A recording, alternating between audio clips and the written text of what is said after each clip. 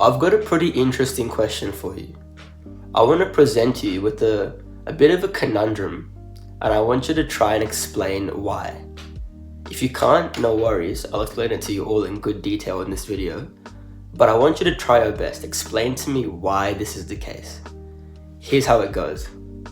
I've asked a ton of my friends who've been playing a particular sport for over 10 years straight. That's a decade straight. And I ask them, without fail, I ask them, you've been playing the sport for 10 years in a row. You must love this sport, huh? Like, you must be fully in love with this sport. You have to be, right? To be going hard in the training sessions for 10 years straight. Oh, you must love it, huh? And without fail, every single time, after I peel away the bullshit, what they tell me is, you know what, Danuga? I actually don't like the sport that much. And it's weird because I tell myself I like it, but when I peel back the layers, I'm not that happy about the sport. It doesn't bring me that much joy. And it's so confusing to me because I think, as any normal person would think, rational person, oh well, if there's something optional that you don't like, surely you can just quit, right? But I find that so many people don't actually like their sport in this example, but I'll show you why this applies to everything in life. But they don't like it that much, but for some reason, they keep doing it anyway. Can you try and explain to me why that's the case? And while you do, if you want, you can put your answer in the comments. It would help me a lot. But otherwise, just I don't know, say it out loud. But as you think, I want to give you another example. It will seem super unrelated at first, but I'm going to show you why. And this one could be a bit confronting, but just bear with me.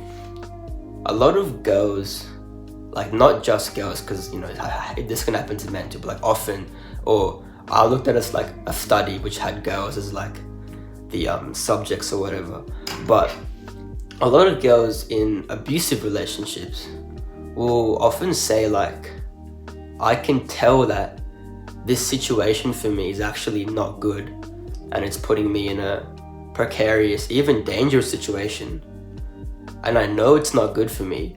I want to leave, but for some reason I just can't. Call it attachment, call it loyalty, call it whatever you want, but for some reason people don't seem to make the choices that they want to make and they know is good to make. And I want you to think about why this is the case. What I think this is a corruption, a societal corruption of the concept of commitment.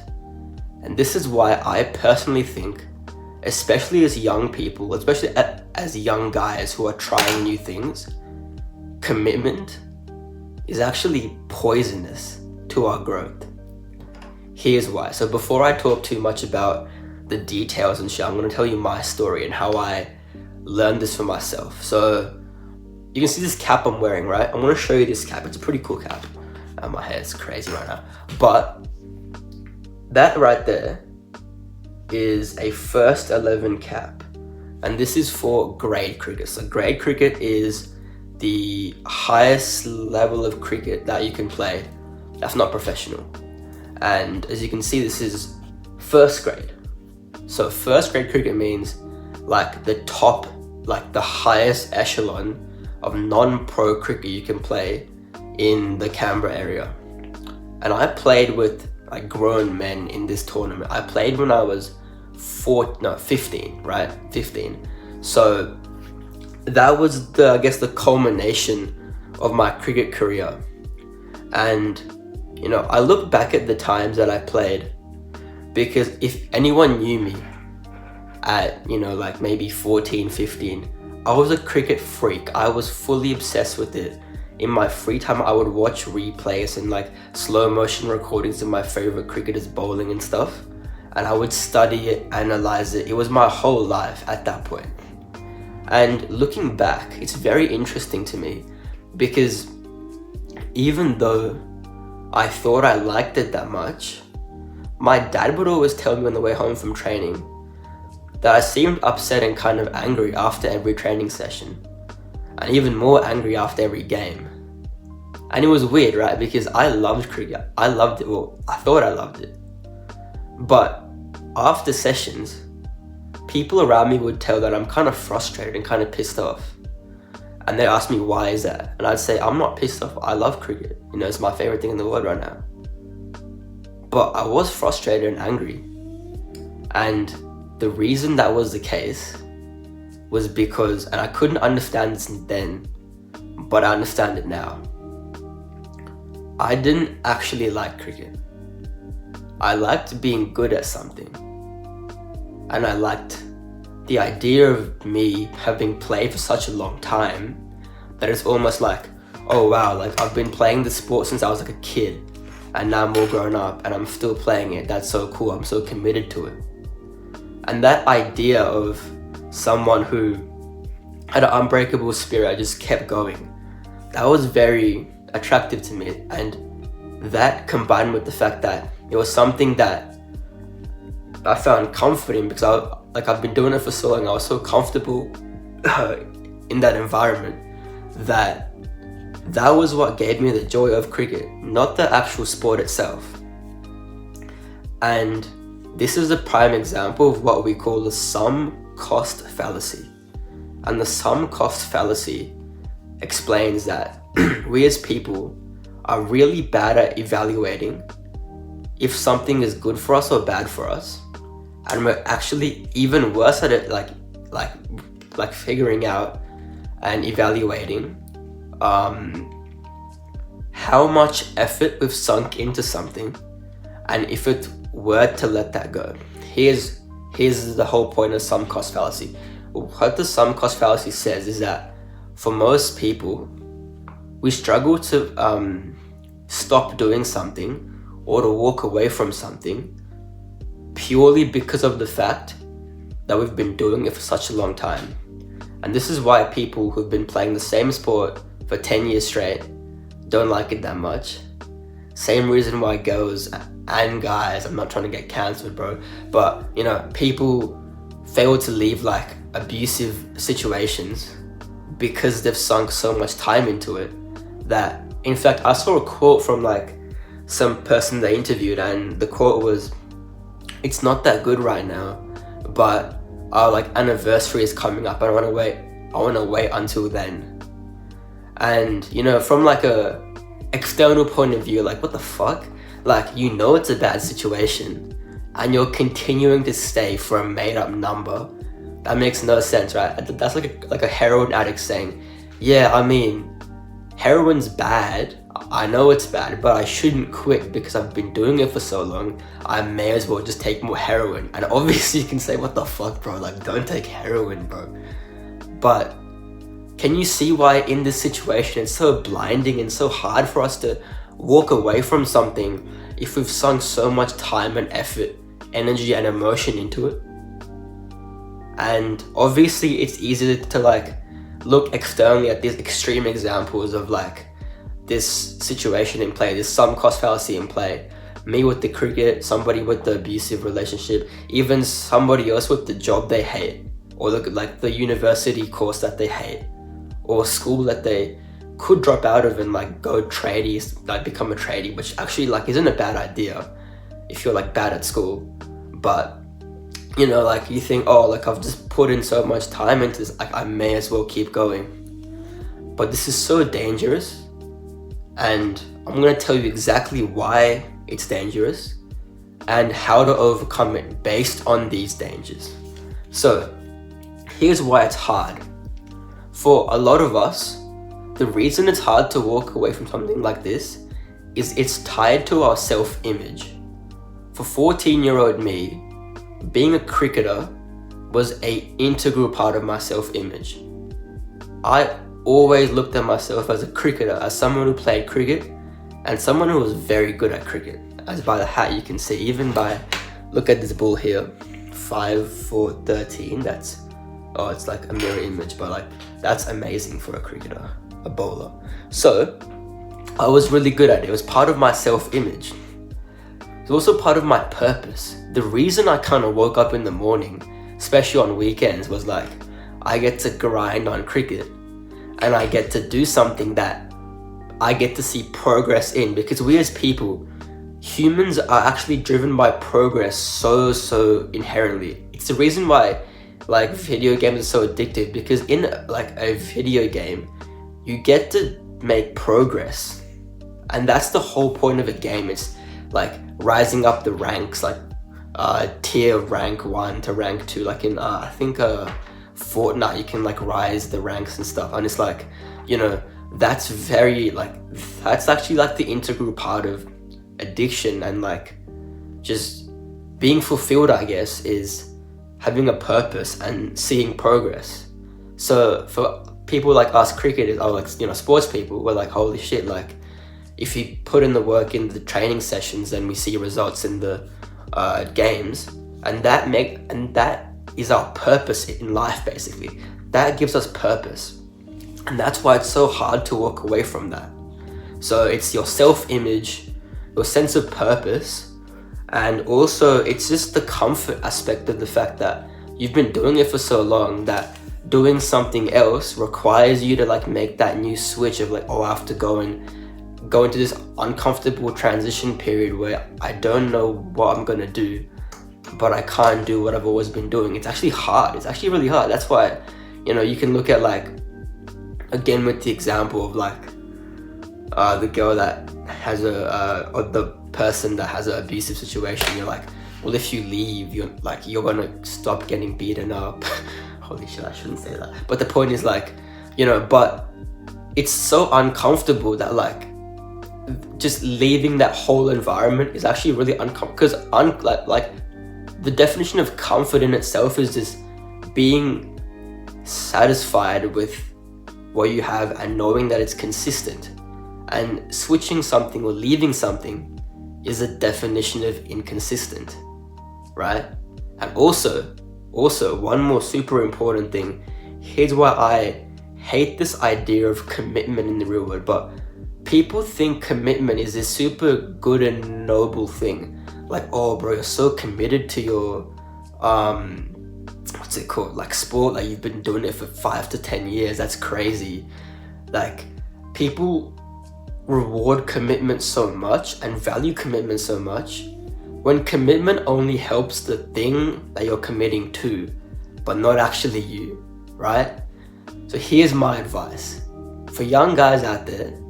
I mean, guys, girls, whoever, but my like avatar is like young guys. So for my like young guys out there, especially like in things like activities or sports, or like even friends, bro, even friends, don't be afraid to be disloyal and not commit to something that isn't that good.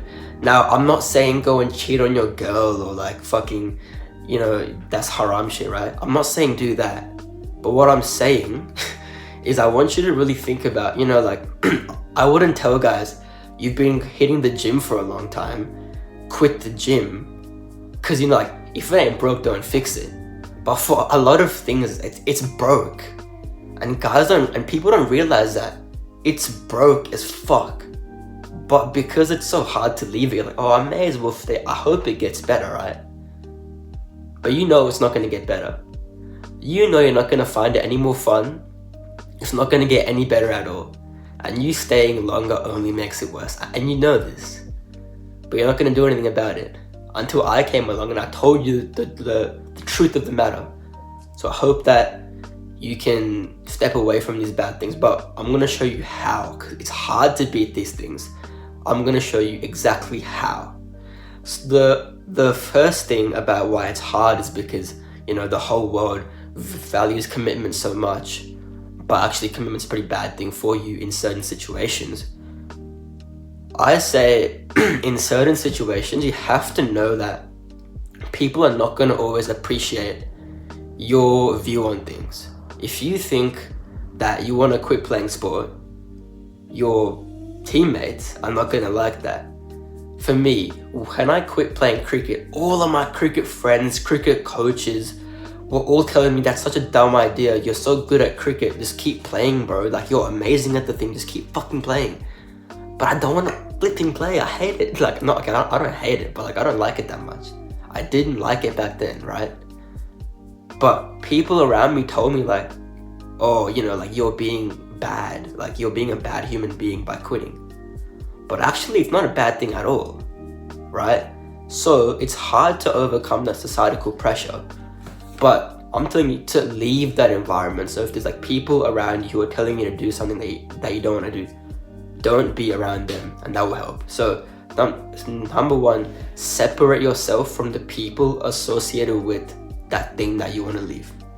Number two, build a self-image of someone who's talented at everything,